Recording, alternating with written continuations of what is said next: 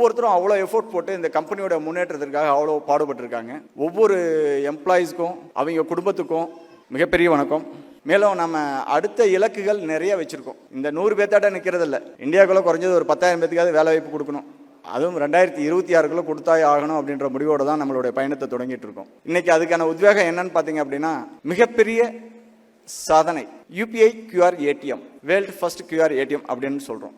ஏன் இது world first QR ATM அப்படின்னு சொல்கிறோம் அப்படின்னா, இது 2019 நாங்கள் பிளான் பண்ணி 2021 டிப்ளாய் பண்ணி முடித்த விஷயம். ஆனால் இன்றைக்கி தான் அது மார்க்கெட்டுக்குள்ளே நாங்கள் கொண்டு வந்துட்டுருக்கோம். ஸோ அதனால தான் யூபிஐயில் நாங்கள் தான் ஃபர்ஸ்ட் அப்படின்னு இன்றைக்கும் பெருமையோடு சொல்லிக்கிறோம்.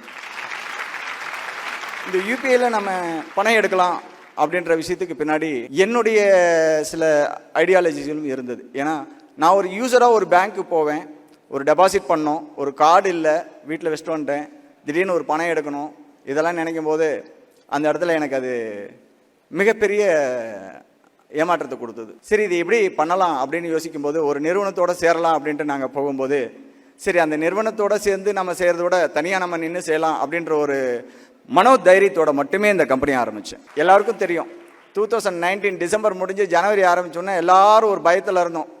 சைனா பக்கம் கோவிட் வந்துருச்சு, நம்ம ஊர் பக்கம் வந்துருமோ அப்படின்னு ஒரு பெரிய மன ஏக்கத்தை நிறைவு பண்ணுறதுக்குள்ளே பிப்ரவரி மார்ச்சில் உள்ளே வந்துருச்சு. சேம் அதே டைம் தான் நாங்கள் எங்களுடைய பிஸ்னஸை ஸ்டார்ட் பண்ண நேரம். அந்த டைமில் எல்லாரும் ரொம்ப சோர்ந்து போய் வீட்டில் உட்காந்துருந்தோம். ஆனால் நாங்கள் சோர்ந்து உட்காரல. அந்த நேரத்துலையும் இதுக்கான தேடல்களையும் இதுக்கான தொழில்நுட்ப வல்லுநர்களையும் இதில் கொண்டு வரதுக்காக ரொம்ப முயற்சி பண்ணி எல்லாத்தையும் இதில் ஈடுபடுத்தி அந்த 6 மந்த் கோவிட் முடியறதுக்குள்ளே அக்டோபர் 2020 அக்டோபருக்குள்ளேயே எங்களுடைய ப்ராஜெக்டை கம்ப்ளீட் பண்ணுற அளவுக்கு கொண்டு வந்துட்டோம்.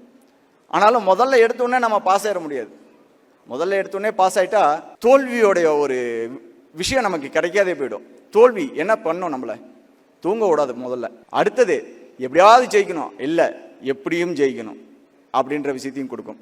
எப்படியும் ஜெயிக்கணும்னா அப்படி இல்லை, உழைப்பை போடணும்.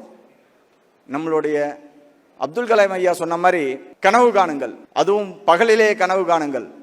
பகல் கனவு பலிக்காதல்ல, தூங்க விடாது. கனவுகள் தூங்க விடாது. தூங்க விடாதுன்ற கனவு மிகப்பெரிய கனவு. அது உங்களுடைய லட்சியத்தோட கனவு. நீங்கள் அது மேலே உங்களை இன்வால்மெண்ட் பண்ணிக்கிட்டீங்க அப்படின்னா ஈடுபடுத்தி கொண்டாலே போதும், வேறு எதுவுமே தேவையில்லை.